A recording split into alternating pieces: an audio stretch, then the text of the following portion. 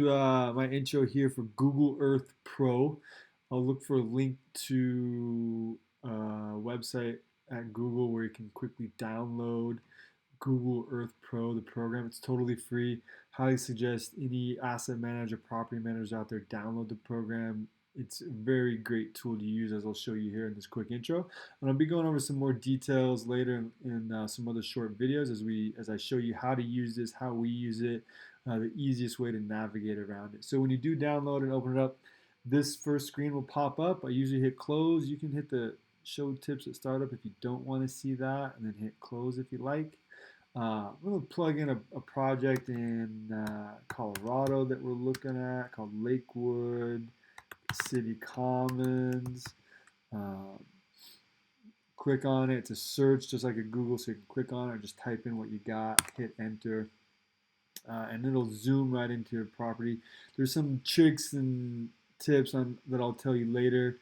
How to create some of these zoom features, how to create these polygons as they call them, these place marks. This is a project we started working on a couple years ago, helping them rejuvenate the site. So a couple cool things I wanted to teach you about, show you that you could use. I use this little guy here on the right. It's called Street View. And so when you click on it and you drag, notice all those blue lines that just popped up.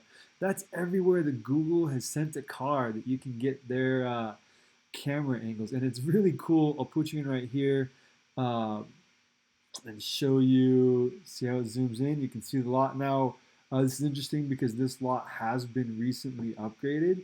We have done a substantial amount of asphalt work here, so it's not 100% up to date. We did the work about a year ago, and you can see some of the damage still at the site. But it's kind of cool. You can drive around or act like you're driving around and look at different damage. And we use this as a reference before we get to a site to kind of see what we're walking into and what we might have to work on.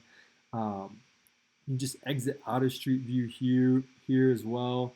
Notice your orientation here on the right, north. You can play with this to navigate around and look at different things, get over straight overhead shots, angled shots. You can zoom in, zoom out. You can go left, you can go right, you can go down and up. It's very cool. Another cool feature here, if you want to look at maybe years past and what has changed, you look at this little timepiece here, and you can just go back through history, and it's kind of a trip. So there's 2018. Let's go back to 2002. And you can kind of see this development on the right, like wasn't even there yet in 2002. And let's go back a little further. It gets kind of archaic here. 1993, black and white. Look at that. So it's just kind of cool feature. I'll teach you a little bit how to make these polygons. Look, this in 1993, this development didn't even exist. So you can see my polygons in a place that isn't currently there. So lots of cool things you can do with this program. These are some of the fun things. I'll teach you how to make folders and polygons and place markers and some of these other tutorials. You can also measure.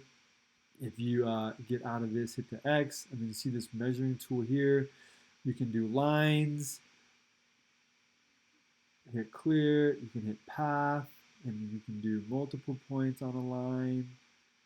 If you want clear, polygon is what these are essentially, where we measure.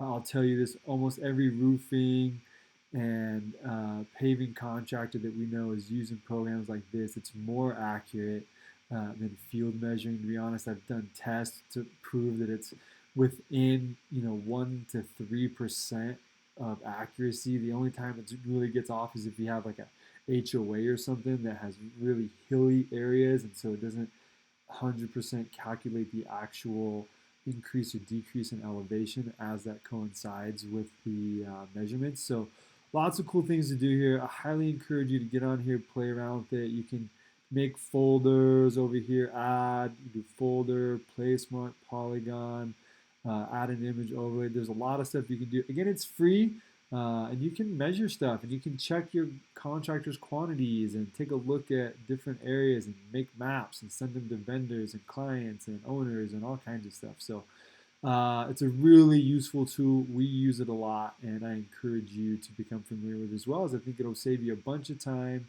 and be a useful tool for you in your business. Stay tuned for more information and more tips and tricks on how to use this program very efficiently.